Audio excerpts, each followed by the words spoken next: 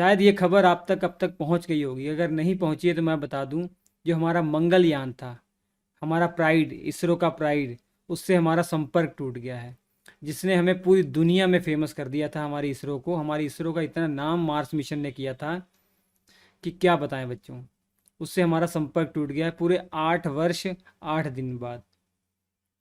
आपको पता है इस मिशन का नाम था मॉम, मार्स ऑर्बिटर मिशन। और मार्स पे भेजा गया सबसे सस्ता मिशन था। मात्र 450 करोड़ रुपए लगाकर इसको मार्स तक पहुंचा दिया गया था हमारे साइंटिस्ट के द्वारा। इससे ज़्यादा पैसे फिल्मों में लगा दिए जाते हैं।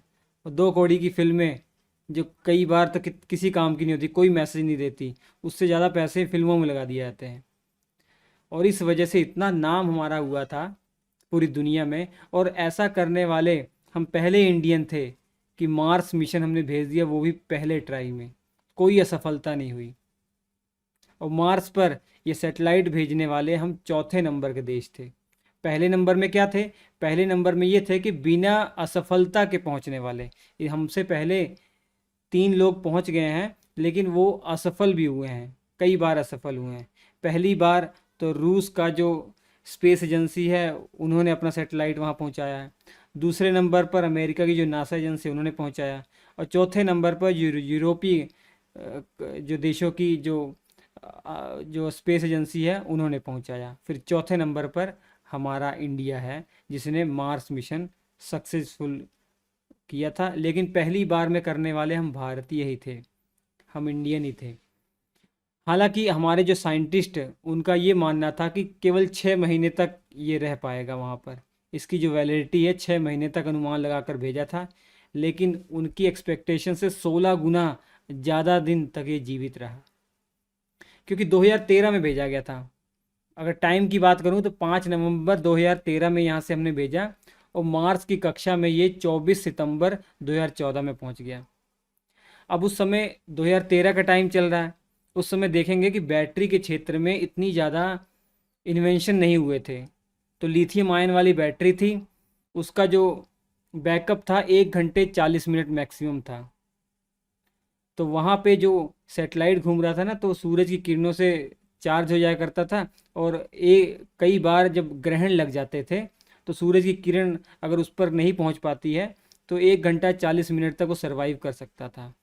तो ऐसे बहुत बार ग्रहण लगे, मगर छोटे छोटे ग्रहण थे। लेकिन इस बार इतना लंबा ग्रहण लगा, 7.5 घंटे का ग्रहण लगा, सूरज की किरणें वहाँ पहुँच नहीं पाई और वो बैटरी डिस्चार्ज रही। हमारे से संपर्क हो नहीं पाया, संपर्क पूरी तरीके से टूट गया। जब 7.5 घंटे के बाद ग्रहण समाप्त हुआ तब तक हमारा संपर्क पूरी तरीके से टूट गया था।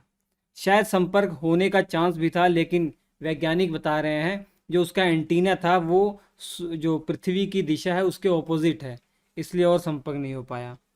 तो इस कारण से वो अब हमेशा हमेशा के लिए हमारे से संपर्क से ख़त्म हो गया। हमारा कोई संपर्क नहीं है उससे, अब ना हो पाएगा फ्यूचर में।